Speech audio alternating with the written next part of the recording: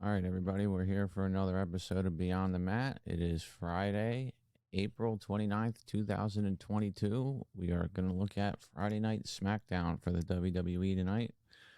Welcome to Beyond the Mat. This is Matt from Delaware, of course, holding it down for you guys once again. Before we get into the show tonight, just going to talk about a couple of unfortunate things that happened today. We all know NXT saw some cuts today, initially reported by Sean Ross Sapp, Dakota Kai, Dexter Loomis, Malcolm Bivens, Harlan, Persia Parati, Sanyana George, Blair Baldwin, Draco Anthony, Ryland Devine, and Mila Milani all have been released from their NXT contracts and been given 30-day non-competes.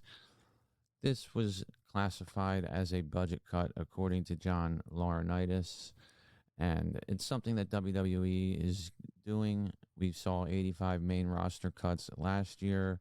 We're now seeing 10 in NXT. May see some more on the main roster soon. What they're doing is basically releasing the superstars that they feel no longer fit their developmental style or what they're looking for in their developmental program, or they may view these people as progress stoppers to the other people in the developmental program, or they may just feel that some of them have salaries that they don't want to allocate to NXT. They want to release them, move on with the people that they have, and continue to build younger talent and give the people that they released and who have been around for a while, a lot of them we want to see move up. We want to see Dakota Kai move up. A lot of these people were in storylines, so it's a little bit strange for us to see them get cut in the middle of a storyline. But what I was getting to was that WWE does this because these particular individuals, they feel don't fit their strategy for building talent to what they want to build their talent to. They want to go with other people. This at least gives the talent that they release an opportunity to go somewhere else and grow in a different system. If Dakota Kai's never going to be brought up to the main roster, then if they release her and she goes to AEW and she does well there, then I'm very happy for her. Same with everybody else on this list. If they're able to go to New Japan, AEW, Impact, whatever, it would be great for them. I think a lot of these people have expressed that they saw this coming. Some WWE superstars on the main roster have expressed that they're a little bit confused or shocked by it. But at the end of the day, the 10 seemed like they were more content with this and they were happy to move on. Obviously, nobody's happy to lose their job, and I don't ever want to see somebody lose their job. I don't root for that. But at the same time, if it's going to give these people a better opportunity to become stars or to show off their talent somewhere else, then it's good for them. I don't want to keep going on about this forever because other people have covered this much better than I can. Just wanted to update on the releases. Now, we had this taped Smackdown show tonight. We knew it was taped. A lot of things got leaked on the internet. I spoiled some things. I'm going to say this right now for everybody. I'm no longer going to spoil things on my show for my listeners, for those of you who don't see it. At the same time, everybody posts stuff on the internet. It's almost impossible not to come across a spoiler. I just don't want to contribute to that, so I'm not going to. So for now on, I'm not going to talk about things that I know are going to happen or that have been taped. I'm not going to do that out of respect for you guys, but at the same time, I honestly think that we all need to show a little bit more respect for people that are trying to protect kayfabe. When Roman Reigns says, please don't post this, I just want to thank the fans. Let's not post it. When we know what the answer is to next week's SmackDown, let's not all tell everybody. We don't all have to be first. We don't all have to be right. It's a lot more exciting when things are live and fresh for us. It made going into this week's SmackDown a little bit of something I wasn't really looking forward to because I already knew the big points that were going to happen. But at the same time, they actually swerved a little bit and surprised me, and we will get into that because as of right now, it looks like our main event for Backlash is a typical house show main event or a typical dark match. Usos and Roman Reigns versus RK-Bro and Drew McIntyre. I've seen this match at house shows or at SmackDown dark matches or at Raw dark matches for about 8 months. I don't understand why they're putting this on a pay-per-view. Now, my take on it is it's a way to protect Roman Reigns if he is injured or whatever. I don't know what the hell's going on with that. It's a way to have this match and have all 6 of these people in the ring. I guess they're not doing the unification now with the tag titles, which is fine. I don't want to get into the whole tag division and whether or not that's the right decision or not. But I think that they want Roman Reigns and Drew McIntyre to have a title feud. And if they did a title match now, it would make it really repetitive to then turn around at the UK Stadium show and have the title feud for Drew McIntyre and Roman Reigns then. So if they make it a 6-man match now, it's a fun match for everybody or whatever, but they're not wasting the title feud between McIntyre and Reigns, but still maintaining the heat between the two of them. Is it what I want them to do? No. But at the same time, it is what it is. We got to take what we're given. At least it was a swerve, and it made things not completely spoiled from what we saw last week, because I don't think many of us, besides who was in the building last week, saw what Heyman was going to say. And they might not even have played that until they aired it this week. They might not have played that in the arena last week. In fact, I'm pretty sure they didn't, according to the one person I know that was in the building for that. I asked him, and he said he did not remember that Heyman promo coming up, and he never mentioned anything about the 6-man tag match. So that's kind of interesting, the way that they sort of edited that segment in there. But overall, I'm a little bit disappointed. Now, we knew going into tonight, we had a cage match between McIntyre and Sami Zayn. We'll get into that in a minute. We also had 2 stupid beat-the-clock matches to end the show. Ronda Rousey took on Shotzi. Charlotte Flair took on Aaliyah. I mentioned I saw Charlotte Flair and Aaliyah wrestling at a house show in an I Quit match last Saturday. It was exactly the same as what we saw tonight. It was Aaliyah just fending off Charlotte just enough, and then Charlotte applying the figure 8 at the end, and Aaliyah saying, "I quit." Now, in this case, Charlotte Flair made Aaliyah say, "I quit," just after 1 minute and 41 seconds, which was what Ronda Rousey made Shotzi say, "I quit." So, according to their rules for this stupid thing, Ronda Rousey won the segment because she made her opponent say, "I quit," faster. They don't say anything about which opponent's more formidable.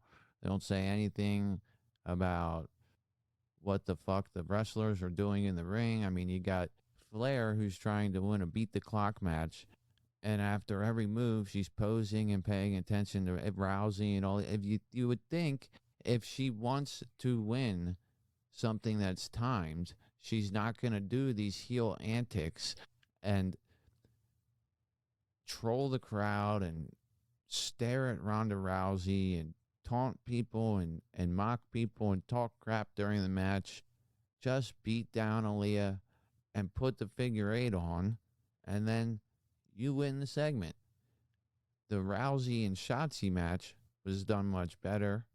Shotzi ran away from Rousey a little bit. Rousey ended up getting control of it. Rousey hit a really, really nice roll up into an ankle lock, locked it in. Shotzi said, "I quit."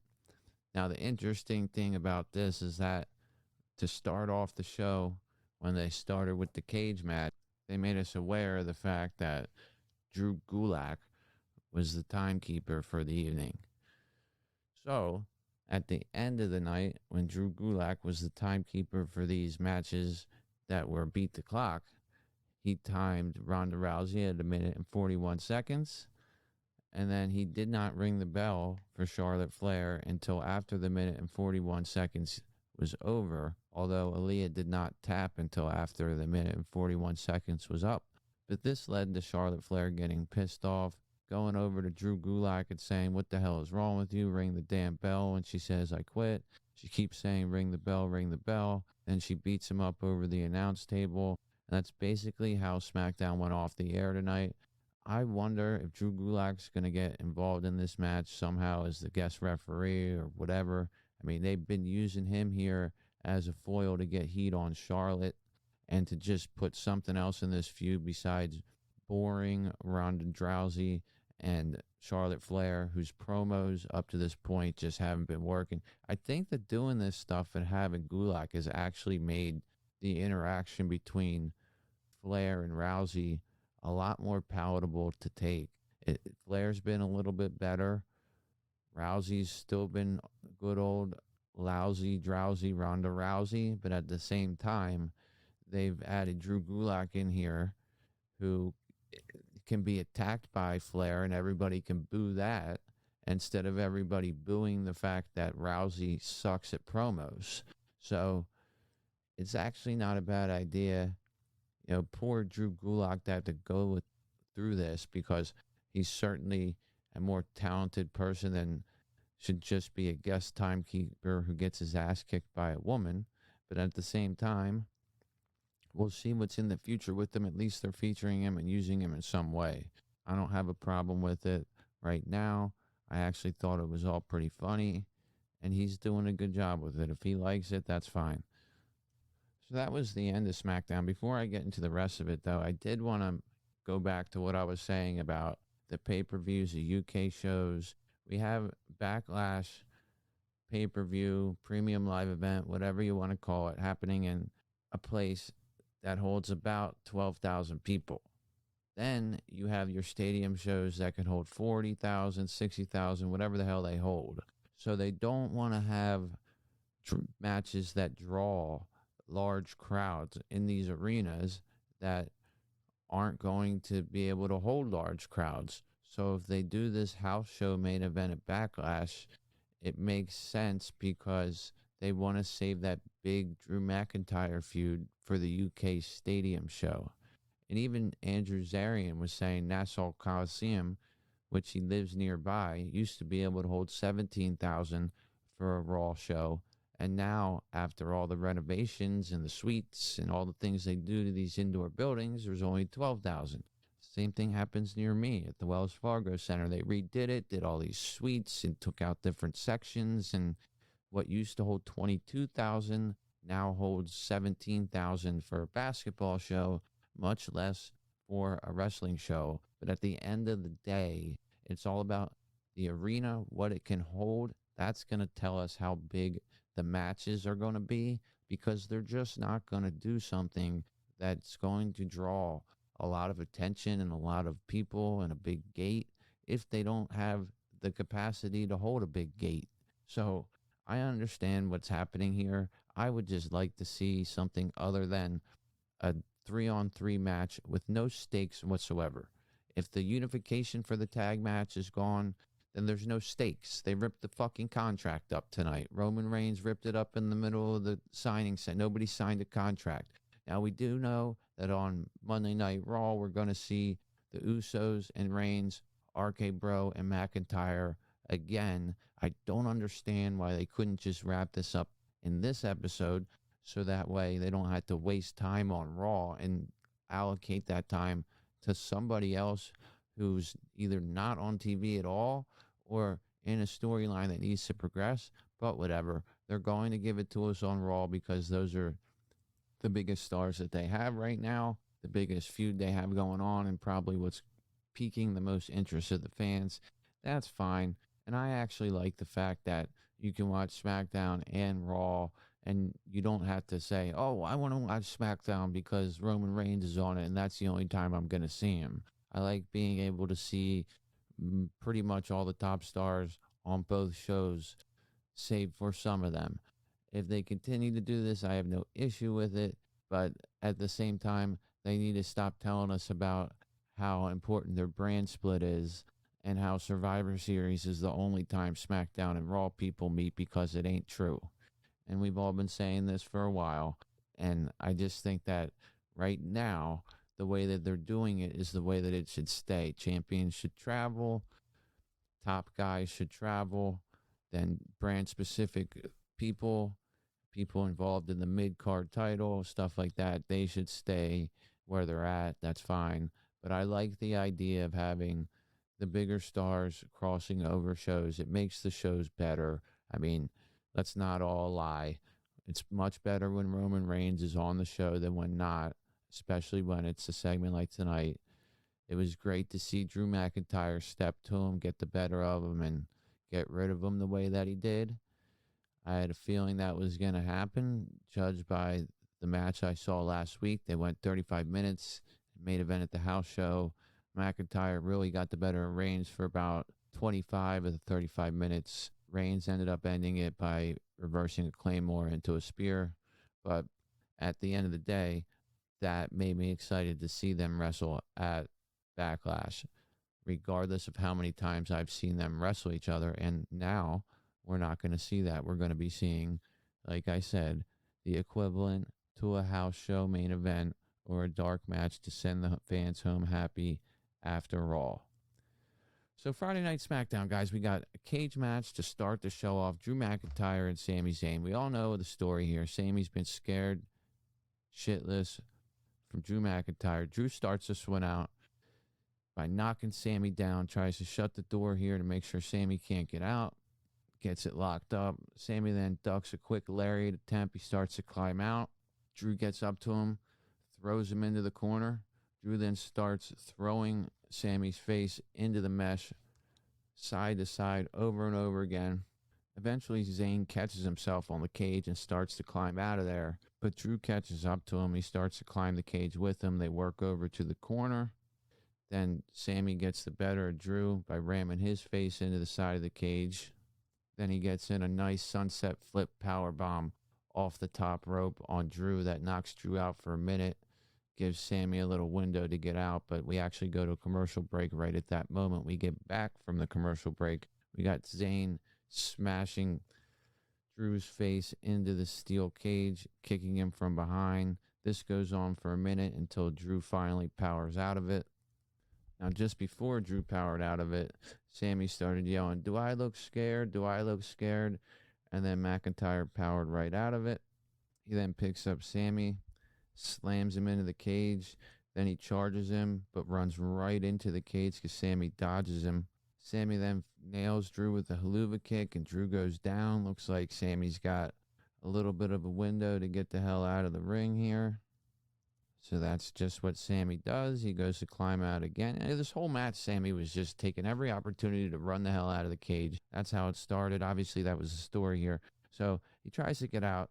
Drew grabs him, slams him down on the mat. Now they're both down. Then Drew goes back and forth from side to side, ramming Sami's head into the cage again and again. Then he hits a nice, big, beautiful over-the-head release belly-to-belly suplex out of the corner, throwing Zayn all the way across the ring. Then he lifts him up for a big stalling neck breaker, kips himself up, sets up for the Claymore, gets ready to do it. 3, 2, 1. Zayn then tries to escape out of the corner of the cage. Drew goes up after Sami. Sami hits Drew in the face and crouches him on the top rope.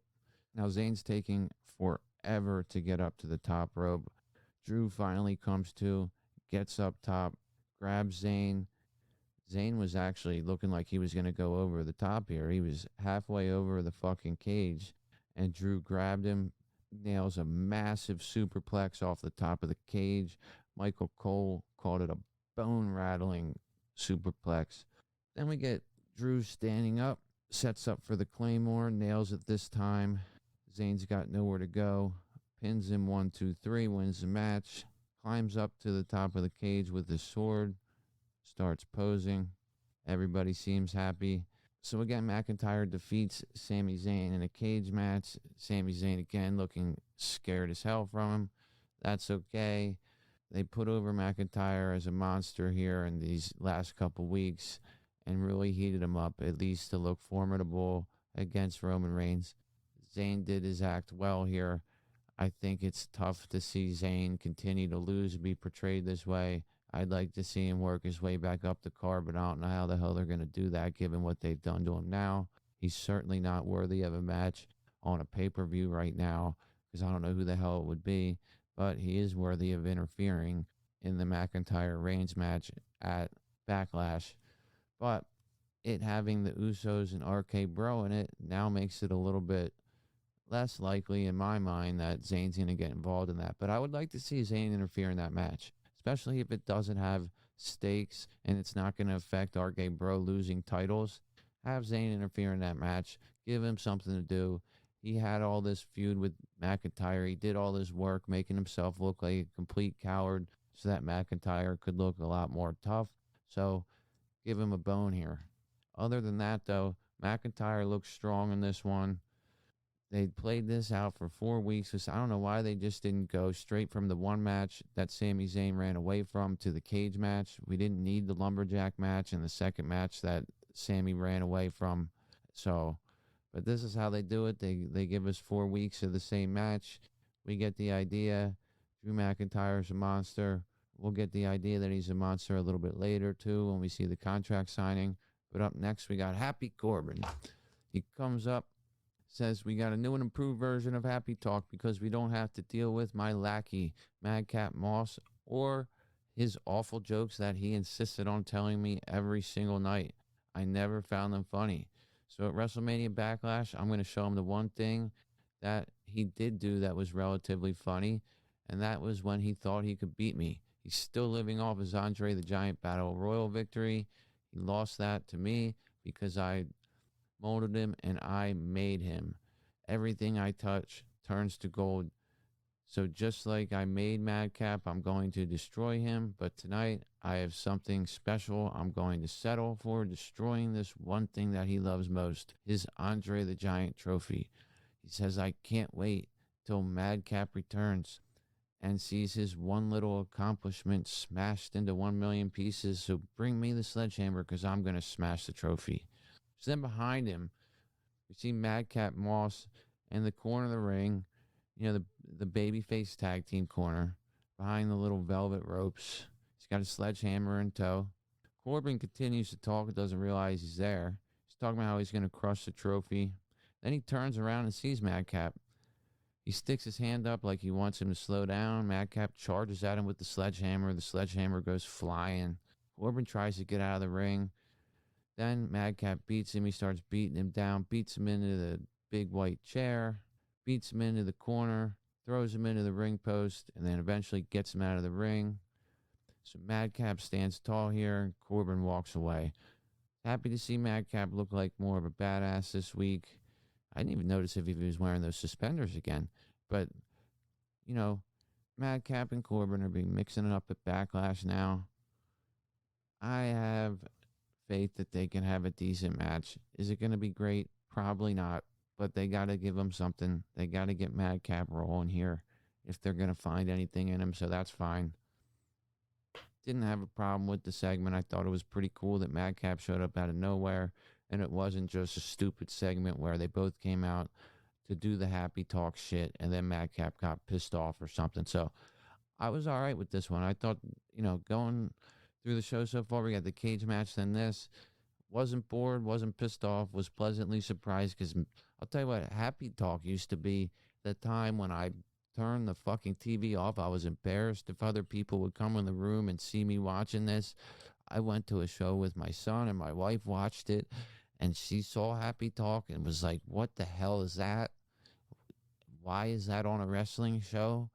And so, you know, the last couple times with Madcap turning on Happy Corbin on these Happy Talk segments, it's been tolerable. But I think Happy Talk altogether needs to just go away.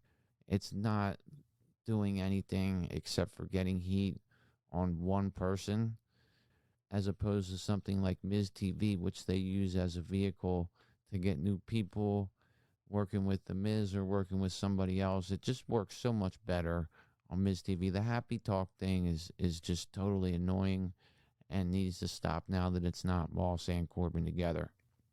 So Shanky wants a shot at the IC title that Ricochet is holding. Ricochet starts off with some strikes. Shanky then throws him away. Ricochet's trying to go after him again, but Shanky continues to push Ricochet away, works him into the corner. Ricochet can't hold off Shanky for long. Shanky gains control with some overhead punches. He then continues to beat down Ricochet in the corner.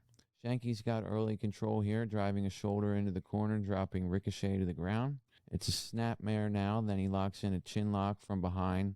Now, he hits this chin lock in the middle of the ring. A lot of people are like, oh man, another boring, stupid chin lock in the middle of the ring to slow the match down. One of the reasons they do this, especially with stars that don't get TV time that much, is because during that rest hold, commentary is supposed to put over the athletes or competitors that are in the ring.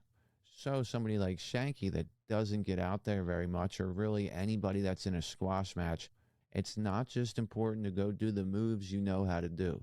You do what you know how to do to get yourself over a little bit, but you also slow the match down, put on a hold like that.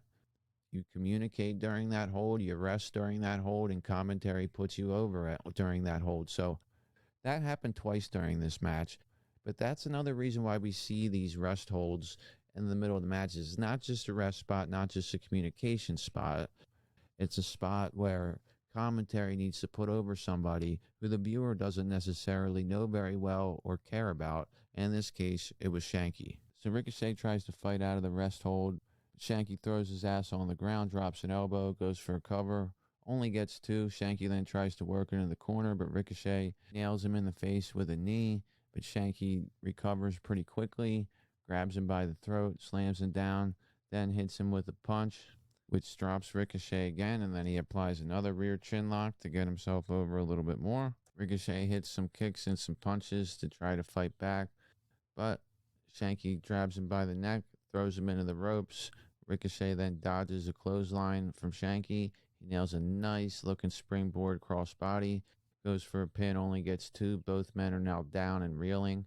Shanky gets up, but he's in the corner. Ricochet charges him with a shoulder. Then he goes to the apron, hits a nice springboard kick to the head, goes up top, but Jinder Mahal crotches him on the corner turnbuckle. Shanky then takes control of the match here. He grabs Ricochet in a fireman's carry, goes to the center of the ring and looks for a move here. He's looking like a complete demon with his hair coming over his face and looks totally scary, but Ricochet slides down his back, rolls him up, gets the 1-2-3. So Ricochet retains his IC title. Decent title match here. I want to see the IC belt defended every single time, every night. Tonight it was Shanky. I know none of us thought that Shanky would win, but at least we saw it defended. At least Shanky got some action, and at least we saw Ricochet overcome a giant. We're going to refer to Shanky as a giant, but that's certainly how they were trying to put him over tonight. So regardless, good showing by Ricochet. Not a bad match. Nice to see different people get involved. And most importantly, I need that IC title defended every episode, or at least every other episode, until they find a long-term program or long-term opponent that they want to work week after week and eventually take that belt off of Ricochet. Now, after the match here, we also saw Shanky and Jinder Mahal start to argue, and Shanky basically say, fuck you to Jinder. And so we see Jinder and Shanky split up here. I don't know what that means or what that's going to lead to. Maybe it'll just lead to a match or two between the two of them. Maybe one of them turns more babyface. I have no idea. But regardless, that's what happened. Jinder and Shanky split up. Maybe this has something to do with the fact that Vince McMahon said he thought that his guys were miscast and wanted to change some people around. So we'll see where this goes. Make note of the fact that Jinder and Shanky split and see what happens moving forward. Again, Ricochet is still the IC champion. We don't know if he has a match at Backlash. I hope he does, because we need to see that title defended on every show that it can be on Smackdown, and on every single premium live event. Raquel Gonzalez had a squash match tonight. Starts off backstage with Schreiber asking Raquel if she was nervous. She says, of course she's nervous, but she likes being the center of attention and will make an impact nobody will forget. Raquel then comes out for her squash match with a lady named Kat Cordoza. Kat starts this off before the bell with some strikes early on. Gets Raquel down on the ground, then the bell rings. Raquel hits a big lariat, drops Cordoza, locks in an arm lock, lifts Kat up over her head with one arm, then throws her on the ground, arm rings her a little bit, then hits a shoulder tackle, whips her into the corner. picks her up, nails her with 2 really nice looking fall away slams, then a big spinning splash off the top rope. Kat starts to fight back a little bit by hanging Raquel's neck on the top rope. She charges Raquel in the corner and then wrings her neck again on the top rope, hits an elbow on Raquel. She then charges Raquel and tries to hit a boot. Raquel catches it and then nails a huge power bomb they call the Chingana bomb for the 1, 2, 3. So Raquel makes quick work here of Kat Cordoza and looks like a star out there. I want to see Raquel continue to wrestle, continue to be put over, continue to be featured here. We don't even need to just see her in squash matches. We know she's capable. And speaking of people that are capable, we had Guenther and a promo just after this with Ludwig Kaiser telling us that he is the embodiment of greatness in the ring. And I've seen Guenther wrestle 17-minute matches at house shows. They're awesome. We've all seen him on NXT. We know he can do more than the squashes, so let's see him do something. Same with Raquel. We don't need to see the squashes. Fear and Omos, people that don't know how to wrestle, they have to do the squashes because I've seen them at house shows and things like that, and all they've done over the last 6 months is the same damn squash. Where I've seen Guenther progress. I've seen Raquel progress. I want to see both of them continue to progress and continue to be on TV as much as they can. I couldn't understand a damn thing Guenther said after he says respect will be taken by, but whatever. That's fine. Next up on the show, we had the contract signing. Big thing of the night, right at the 9 o'clock hour. Adam Pearce starts out in the ring. RK-Bro comes out. Then the Usos enter. Michael Cole starts talking about how they've been SmackDown Tag Team Champions for a record 284 days. Puts them over for the Unification match. Says it's a huge match, all this shit. And then Pearce says, thank you for joining me to everybody. Welcome to the contract signing. You've all been through this before. I just need 4 signatures. McAfee then says, hey, it's that easy. So Jimmy Uso gets on the mic and says, we don't have anything to prove to you or to any tag team because everybody in the arena here knows that we are the ones. After Backlash, they're going to need a bigger luggage, and RK-Bro is going to have to be doing a lot of acknowledging, they say. So then Riddles gets on the mic and says, I'm glad you guys are here because I can't tell you guys apart. Look at Randy with the sweet tattoos and his nice stash. Look at me with my long hair and no shoes. Pearce, get them some name tags, Riddle says. Pearce says he will take that under advisement. Orton then asks Riddle, are you serious? You can't tell them apart? He says, this guy over here is a man, and this one over here, he's nothing but a little bitch. Then the Usos jump over the table, throw the table out of the ring, which when they did this, it looked like the table was made out of paper. Then they attack RK-Bro. They start brawling. The Usos had the better of the exchange at first. Then all of a sudden, RK-Bro's getting the better of them. Jay's attacking Orton. Riddle's being attacked by Jimmy, but they turn the tables. Just as RK-Bro is getting a little bit of the upper hand, RondaReigns' music comes on. He runs in, gets rid of Orton. Then they start to triple team Riddle. And just as that happened, McIntyre's music hits. McIntyre comes down, takes out both Usos at the ringside area before getting on the apron and staring down Reigns. Reigns is staring down McIntyre at the same time. All of a sudden, McIntyre gets into the ring real slowly. They approach each other, start throwing fists. McIntyre gets the better of the exchange, works Reigns into the corner, picks him up, massive over the head, belly to belly release suplex, throws Reigns all the way across the ring. Reigns rolls out of there, looks at McIntyre like, what the hell? Looks afraid. And now we have a feud between McIntyre and Reigns. Looks like we're going to get ourselves a main event at Backlash, maybe, with Reigns defending his title with Drew McIntyre. Very well done here, the way that McIntyre came out and just manhandled Roman like that. I really liked it. It really put McIntyre over really well. Then we see backstage Heyman talking to Adam Pearce. Now, I'll say, before all the McIntyre shit happened, When Reigns came out, he tore the contract up. So there's no tag unification contract anymore. Heyman comes up to Pierce in his own Heyman way and says, listen, why don't you make that tag match a 3-on-3 match with Roman Reigns and the Usos versus RK-Bro and Drew McIntyre. Pierce says that he can't just change stuff around. Heyman says that he appreciates a guy who sticks to his principles, but then he basically says that Pierce is a liar and he can make the match happen, and says he will make the match happen. Pierce then takes his glasses off and looks totally destroyed and disheveled by all this. Now, for me, why the hell does Paul Heyman have the power to determine what the hell a match is going to be? Why the hell is Pierce being affected by Paul Heyman in any way? Pierce needs to be a man of his principles, like he said, and whatever the hell Heyman said is the reason why he needs to make this happen is bullshit. It should be the authority figure makes the fucking rules, and the manager of the champion doesn't get a say in it.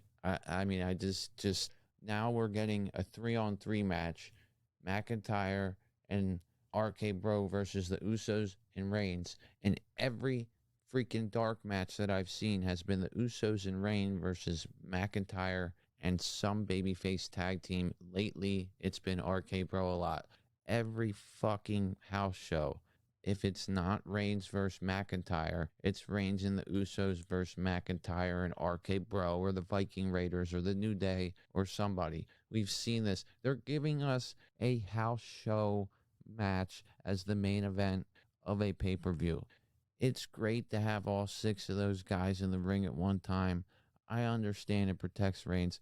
I understand it protects the storyline between Reigns and Drew McIntyre and allows you to have a title feud later on. But Jesus Christ, could they have just kept the tag unification the way it was and made Roman and McIntyre have a match that Sami Zayn interferes in, and then they revisit it at the UK pay-per-view? I don't understand why we have to do this 6-man crap for no stakes whatsoever. What are the stakes? Now, we might find out about some stakes on Monday, so I'll be a little bit patient to wait for them, but I'm massively disappointed to find out that it's not just going to be RK-Bro versus the Usos and Reigns versus McIntyre separately. I don't want to see a 6-man match on Backlash. It makes no sense. It doesn't lead to anything except for keep heat between the two groups. Evidently, we're not going to be unifying the tag titles, so all the talk we had about that can go away. And it's just like we all got hoodwinked into thinking this big thing was going to happen, and they swerved us with this shit. I honestly think, based on the fact that somebody told me that in the arena they didn't play that Paul Heyman promo, that they knew that they spoiled it last week and they needed to figure out a way to shake it up and mix it up a little bit and do something that nobody else saw coming. So what they did was do this shit with Paul Heyman and turn it into a 6-man match. Maybe they'll swerve again and it won't be a 6-man match after Monday Night Raw. I don't know, but as of right now, the main event for Backlash to me looks like shit. I mean, how can you have a house show match with no repercussions, no stakes whatsoever as your main event at any pay-per-view? I don't care if it's an arena, if it's in the moon, I don't care. It needs to be something that has a story, which this does, but also has stakes, which this doesn't. So I'm a little bit disappointed, like I said, in the way this all played out. Glad to see McIntyre get his shot with Reigns. I wish it was in a different way. I guess we'll have to wait until the UK pay-per-view to see that. But regardless, maybe you could make the claim that all's McIntyre done is kick Sami Zayn's ass for the last couple weeks, so it doesn't really heat him up enough for a title feud. If they have him in this match, it heats him up a little bit more. But the fact of the matter is, they've been wrestling each other every fucking night that they go out there since the draft happened. This is like a go-to feud for them, a break glass in case of emergency. I don't understand why it has to be a 6-man. They can easily work a good match at any time. I've seen it happen several times over the past several months. I just don't understand why we had to take stakes away from this. Naomi and Sasha Banks Tag team champions. Naomi's taking on Shayna Baszler tonight ahead of their match at Backlash for the tag titles. And we know that Natalya and Baszler like to try to rip people apart. Pat McAfee said that Baszler says she can make somebody snap, crack, and pop in the ring. So anyway, we get started here. Baszler gets in early control here with a waist lock on Naomi. Slams her down, holds on to the waist lock, puts her down again, then gets on all fours, and Naomi flips over her, nails her with a kick to the face, then runs the ropes, hits a nice split-legged splash, goes for a cover but only gets 2. Baszler then whips Naomi into the corner, charges at her, but Naomi catches her with both legs after she pops up, but Baszler fights out of that, knocks Naomi down with a couple blows to the face. Baszler gets back in control with a modified belly-to-back suplex. Then she starts working on Naomi's arm. Naomi fights out of this, but then Baszler throws her into the turnbuckle. Baszler then starts throwing some rights and lefts at Naomi in the corner. This looked really sloppy. It didn't even look like the working punches were connecting. It was real soft and just messy. Didn't look like Baszler was laying anything in there. But regardless, Naomi ends up getting out of that when Baszler charges her. Naomi goes up top and hits her with a kick to the face. This brings Naomi back down to the mat, but Baszler applies another waist lock from behind. Looks like she's got control here, but Naomi rolls over and stacks up Baszler for the 1-2-3. Immediately after the match, Natalya attacks Naomi. Then Sasha comes in to try to save Naomi, tries to baseball slide Natalya when Natalya exits the ring, but Natalya catches her, puts her in the sharpshooter on the ropes, puts Sasha in some severe pain here. Then Baszler hits her finisher on Naomi in the middle of the ring and goes to lock in an arm hold and does the same thing she was doing to break everybody's arm when she did it to Nia Jax and Eva Marie. This ended with the heels standing tall, made them look pretty strong going into their match, which is nice because we've seen Sasha and Naomi go over and basically dominate everybody. So it made Natalya and Shayna Baszler look pretty tough here, put some doubt in the fact that Sasha and Naomi are definitely going to retain at Backlash, although I think they will anyway. It definitely made them look stronger, and it definitely put some heat on them and made this a lot more interesting than it looked like going into the night. The way that Natalya and Baszler just manhandled Sasha and Naomi really made it look like they were stronger and bigger and forces to be reckoned with. And that's definitely something that we need in a women's tag feud. We don't just need a tag team that's totally dominant and just going against a thrown together team that poses no threat whatsoever. The way that they booked this made Natalya and Baszler look like much more formidable threats for the women's tag championships. Moving on, we have a segment backstage where we're having Sheamus and Ridge Holland worry about where Butch is. Before this, we see a package. Looked like fucking where in the world is Carmen Sandiego with a picture of Butch in different places all over the world. Then Sheamus and Holland are talking about how they put signs up for him. Sheamus put him in the locker room, in catering, and in the parking lot. Why the hell would they put them there? Could he possibly be anywhere else besides the arena grounds, considering that we just saw a bunch of fucking pictures of him all over the fucking world, asking where he's at? Then Sheamus asks Holland if he did anything to help find Butch at all, and Holland says he put up some signs too. He put him in catering, the locker room, and the parking lot. And then Sheamus was like, what the hell? Why would you put him in the same place I put him? And they banter back and forth, and eventually Sheamus calls him, that's why I call you Ridge the Fridge. They get all happy, and they go out to the ring. Now, I thought that we were going to get a match here between Kofi Kingston and Sheamus because they had been working the house loop together. It started out as Holland and Xavier Woods. Holland started in control early, hit a big body slam on Woods. They were working in the corner, traded some strikes in the middle of the ring. Holland then whipped Woods into the corner, charges him, but Woods dodged it. Then Woods planted him with a nice looking tornado DDT to the ringside area, and that took us to a commercial. We get back from the break now. Woods is trying to charge from the corner at Holland. But mid-ring, Holland counters that and hits him low for a back body drop. Then he lays a bunch of elbow drops on the Woods. Woods starts to fight back, but Ridge throws Woods into the ropes on the rebound. He tries a sunset flip, but Holland does not allow that to happen. He powers right out of that. Woods then nails him with a bunch of chops. Holland eventually puts a stop to that and nails him with a nice headbutt, drops him to the ground. Holland then locks in a sleeper hold. The crowd starts to get into it, trying to invigorate Woods here. Woods fights out in a very sloppy fashion, sort of going in circles around the ring. Eventually nails a jawbreaker to get out of the sleeper hold. Goes for some more knife edge chops. Overhead blows to the head to Holland. The striking combo here by Woods was extremely sloppy. It looked terrible. But anyway, Woods is running the ropes here, dodges a couple lariats, does a baseball slide to dodge a big boot by Holland, but then stands up and runs right into a big, powerful fucking spine buster.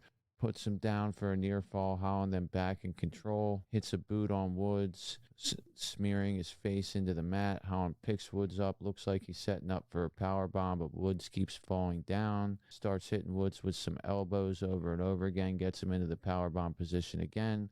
Lifts him up for a power bomb. But Woods really sloppily rolls out of that. Looks like he's going to roll right into a DDT, but doesn't hit it. It looked really bad. Woods rolls him up for what they were referring to as the backwoods once again and gets the win. I don't understand how you can call a roll-up a fucking finisher or name it anything other than a roll-up, but if they want to call it the backwoods and be referencing marijuana use, that's fine.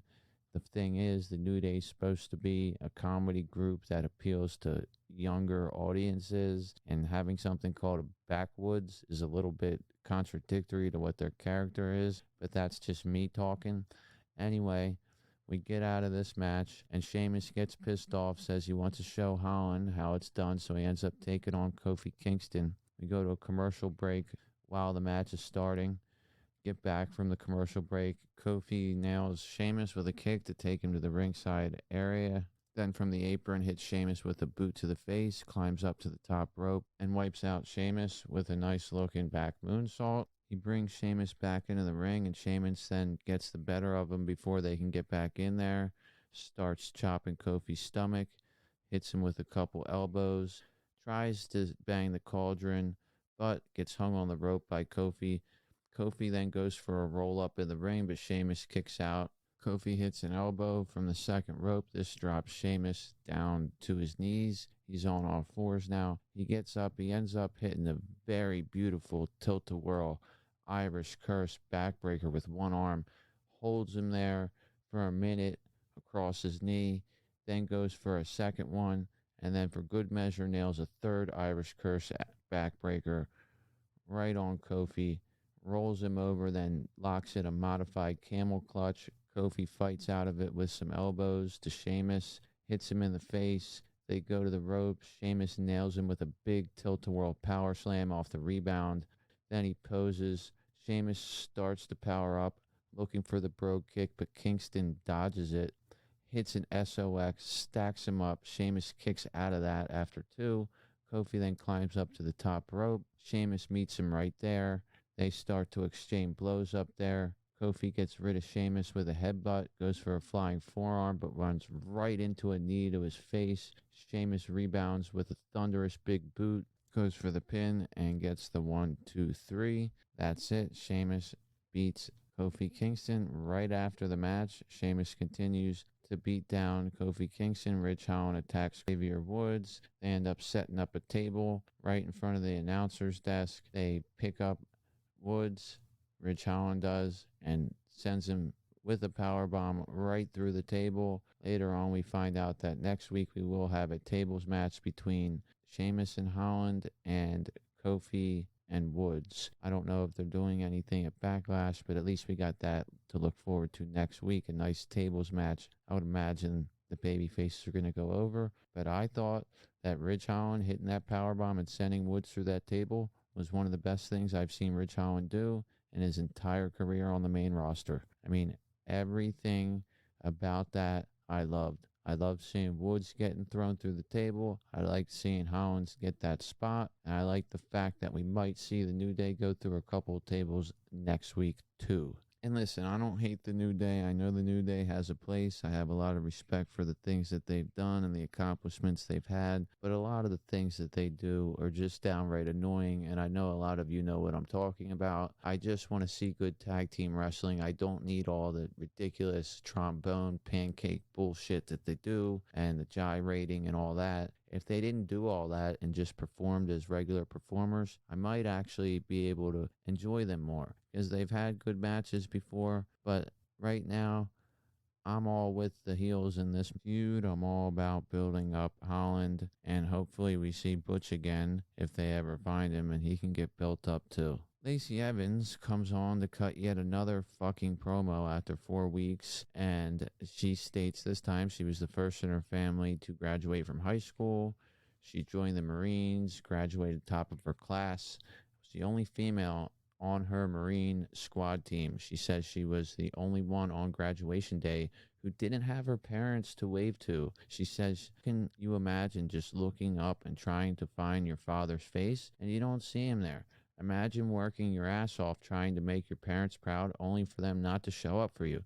She said it got to the point where she had to find a different driving force to inspire her, and then she ended this with the same shit that she said every week about being a mother, a daughter, a sister, a Marine, and that she's not better than any of the superstars there, but none of them are better than her either. And all the things she's been through has made her stronger and made her able to come in and kick everybody's ass. Now, I liked that part. I liked the fact that they put a little bit more of an edge to her at the end of this thing, and throughout it she's saying she's actually going to do something, because up until now all we've heard about all these different family issues and sleeping arrangements and different things that she went through, and cigarettes burning on her dad's pants and tables being flipped over at dinner time. And I didn't ask about dinner time, or I didn't ask about how you did your hair.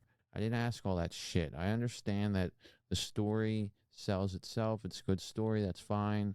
I like the fact that she's a Marine. They're putting that over. But tell me how you're going to make an impact on the main roster. And she did that by saying she's going to come in and kick some ass. And I want her to come in and kick some ass. So let's see it. Let's stop all these promos and let's get her out there. If they would have just did this one, that would have been fine. They didn't need any of the other ones. Maybe 2, not 4. Not 4 of them ending with the same fucking catchphrase about how she's not better than any of these women because of what she's been through, but none of them are better than her. Okay, we get it. Get in the damn ring and do something. Now, I know that's not up to her. I know that's up to booking, and I'm sure they're going to get her into something. Nice to see her doing something, but then again, I really don't care until she's in the ring now. They're showing this over and over again. I'm glad to see that she has a mission statement and an intention to kick people's ass now, instead of just telling her how she had troubles with moving around through tents and things like that. But at the end of the day, they're doing these things too heavy-handed. We got pictures, we got music, we got all this crap. And when you end all that stuff, all that authentic storytelling that she does, including the Marine stuff and the childhood issues, the family issues, the drug stuff, whatever, all that stuff is real stuff. And then when you end it with, well, those things don't make me better than anybody and none of them are better than me, it just ruins the authenticity of what she's saying. She doesn't need to end it with such a cookie cutter line that basically destroys the value of everything that she said in the promo and makes it feel heavy-handed, forced, and disingenuous. At the end of the day, though, this one was a little bit better than the previous ones for the reasons I stated. Hopefully we don't have to see too much more of this before we actually see her in the ring. So finally, we get to the end of the show here. We got these beat the clock matches with Rousey versus Shotzi and Flair versus Aaliyah. I already went over these earlier tonight. Rousey ended up beating Shotzi in 1 minute and 41 seconds. Flair then had to take on Aaliyah. Aaliyah held her off enough to make it take 1 minute and 42 seconds. It looked like she had the figure 8 locked in, at about a minute 39 or something like that. But it took a couple seconds for Aaliyah to actually tap or say I quit or whatever the hell she was trying to do. And the thing about that is that that pissed off Charlotte Flair because Gulak was the one who was keeping time. We found that out at the beginning of the episode. And it's cool because I really liked how they introduced him as a timekeeper early in the episode, and you're kind of like, what the hell is this guy? Now he's a timekeeper. First he's an interviewer. Now he's an intern. Now he's what is he? And so then you see we have this beat the clock thing, and he's keeping the time, and that creates an issue with him and Flair. And it creates a situation where Flair gets pissed off. It tells him to keep the time correctly, and he needs to ring the bell when he's supposed to, and gets pissed off and ends up beating the hell out of him. It gets even more heat. So I really think that what they're doing with Gulak, regardless if it's embarrassing to him or not, it's really effective in getting more heat on Charlotte, because Charlotte really, as her character, doesn't do much special in her promos. It's very typical heel, pompous shit. Her in-ring work is outstanding, but her promo work is not anything special or to write home about. She does the typical heel stuff, the typical shitting on the crowd and telling them they need to go to the gym and all this stuff. And working with somebody like Rousey, who seems totally disinterested in doing anything. They've gotten nothing out of this, and the thing is actually making Flair look worse, when bringing in a star like Rousey is supposed to make Flair look better. So now that they have a foil there and Gulak creating some heat, it's starting to make it a little bit more enticing and interesting to invest in. Hopefully we see Gulak as the guest referee for this match, and both women attack him, and it ends in a no contest, and then they have to finish this at Hell in the Cell. Now, I say that hopefully because I want to see them in a Hell in a Cell match, not because I want to see them do this promo shit for another month. But if that happens, it is what it is. With the I Quit match, I don't see any way Ronda Rousey would ever say I quit. Not just as a competitor or as a professional wrestler, but behind the scenes to creative. I guarantee you, if she hasn't done it already, she would go to somebody and say, I am not saying I quit in a match. Like, I'm Ronda Rousey. I'm not doing that. Figure out a different way to finish it. If the finish is supposed to be Ronda Rousey going over, then it's fine. If it's not, we may see some kind of bullshit finish here, or some kind of finish that we saw back when The Rock and Mankind did the I Quit match, and they recorded Mankind saying I quit and then played it over the loudspeaker. Maybe Gulak does that to Charlotte Flair. You never know, man. Anything could happen. That's why we watch, because we want to see things. Like I said, we had all these things kind of spoiled for us last week, but we didn't know Gulak's involvement. We didn't know the McIntyre and Reigns thing was going to turn into a six-man. We didn't know that. We just knew that McIntyre and Reigns had some sort of collision, and that we were going to get McIntyre and Reigns in the main event. Now, all of a sudden, we're getting McIntyre and Reigns in a six-man tag match with the Usos and RK-Bro, and the tag unification isn't even happening. I don't know whether that's a good thing or a bad thing, but at least it shows that they're willing to make changes and swerve us and keep things exciting. So I'm happy about that. I was really happy to see Raquel wrestle tonight.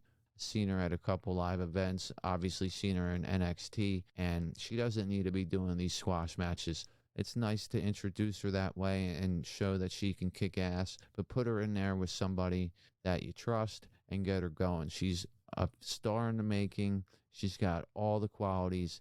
I like it a lot. Guenther, saw him wrestle last week in a 17-minute match. I've said that a million times now.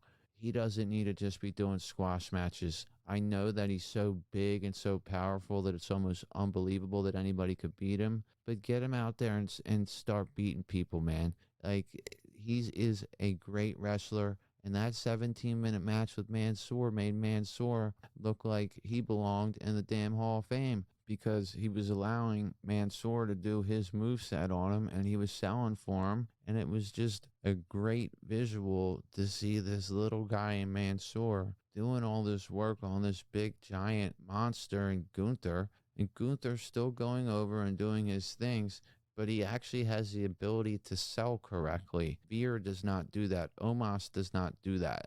Gunther sells and wrestles real matches. We've seen it happen. We don't need to see the squash matches anymore. I understand introducing them to the general main roster audience this way, but you don't need to go much further than it. 1 or 2 matches for the squash shit with someone who's capable. If it's a Veer and Omos and they don't know how to wrestle, then give them squash matches and arm wrestling matches and whatever. But when it's someone like Gunther and somebody like Raquel, get them in the ring, put them in a storyline, use them. You're building stars here. You're putting people out there that are doing things the way you want them, right? You're cutting 10 people who aren't doing things the way you want them. So let's get the people out there that you're working on and bringing up. I need to see Raquel wrestle in a real match. I need to see Gunther wrestle in a real match because they're on the program now. When they wrestle in these squash matches of no consequence, yes, it's good at first to see what they can do, and it's good at first for people to assume that they are very powerful based on this match, but you don't need to see it 4 or 5 weeks in a row, especially with people that are capable of doing more. So I want to see more out of our newer guys. I want to see them make some sort of swerve on Monday with the 6-man match and get out of that 6-man situation because, like I said, it's a house show main event. It's a dark match. It's not a pay-per-view main event. If there's no titles at stake or anything, then I don't understand what the hell the point of it is. I might not even watch it because I've seen the 3-on-3 between these characters before. So, of course, I'm going to watch it. It's WWE. I watch everything WWE. But come on, man. Give me something at Raw. And you know what? I'm happy that I'm a little bit annoyed by this because that only means that they've done something that wasn't predictable and something unpredictable may happen on Monday. That's what I'm banking on and looking forward to. Other than that, guys, that's pretty much all we got for Friday Night Smackdown this week. I'll be back this weekend to do a little bit more in-depth analysis with one of my co-hosts, and we got some bonus content coming up soon. After that, I'll see you guys for Raw. I want you guys to all have a great weekend. Remember to subscribe to Beyond the Mat Podcast on all podcast platforms. I'm at Beyond Mat WWE on Twitter. You can email me anything at any time, matt@beyondthemat.com. I'll talk about anything on the show if you ask me, or if you want to be heard on here, we will talk about anything. So please join the community, leave a review in Apple, leave a review wherever the hell you're listening to us. Hit the thumbs up, like button, whatever you got to do to support the show if you like it, or even if you don't like it. I'm always here to give you guys what I have, the information and the analysis that I can come up with. I'm always going to be here for you, and I hope you guys are always there for me. Have a good night, everybody.